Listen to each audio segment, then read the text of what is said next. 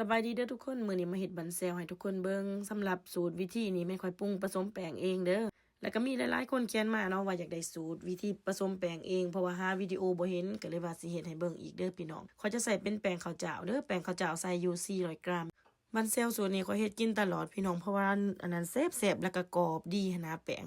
นี่เป็นแป้งข้าวโพดที่ข้อยใส่ลงไปในการผสมแป้งข้อยนะทุกคนแป้งข้าวโพดนี่จะพาให้อันนั้นบันเซลนี่กรอบดีพี่น้องแป้งเนื้อกรอบดีนะเขาจะใส่แต่แป้งข้าวโพดนี่แม่นว่า80 ml เด้อทุกคน1/3หรือว่า3บวงกาแฟนั่นแหละแล้วก็แม่นน้ำตาล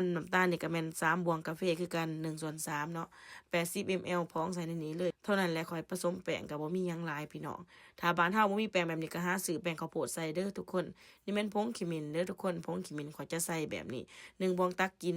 บ้านเฮาแบบได้ก็ได้ลดคันขึ้นว่าผงขิมินนะใส่หลายก็บ่แซ่บพี่น้องจะออกคิ้วและเม็ดเกลือ1บวงกาแฟทุกคนน้ำธรรมดาข้อยใส่อยู่400 ml เด้อทุกคนน้ำบ่ได้เย็นน้ำธรรมดาเนี่ยต่อมาเป็นน้ำร้อนต้มฟดๆพี่น้อง400 ml คือกันข้อยใส่น้ำร้อนนี้เพื่อเฮ็ดให้เฮาบ่ได้พักแป้งทุกคนหลังจากผสมแป้งแล้วนี่แม่นเฮา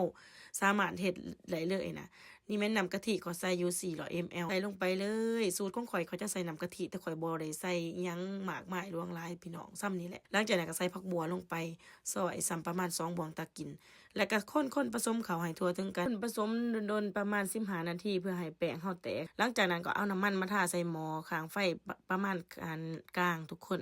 เพราะว่าบ่ให้มันไหม้ไว้หั้นนะตักใส่จองหนึงแล้วก็หาดไปหาดมาหาดไปหาดมานี่แหละพี่น้อง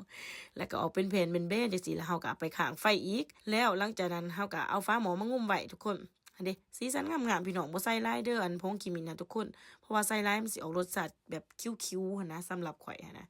ก็สีเหลืองงามคือเก่าหั่นแหละทุกคนแล้วก็ใส่นี่แม่นข่อยใส่เป็นใส่เนื้อหมูบดหั้นนะทุกคนข่อยขัวใส่มักถั่วงอกแล้วก็ปรุงรสเอาตามใจมักค่ะแหละรสชาติเนาะเด้ข่อยจะมาพริกให้พวกเจ้าเบิ่งบ่ติดหม้อพี่น้องงามเนื้อนี่กรอบๆพี่น้องเอ้ยพันกินกับน้ำแจ่ว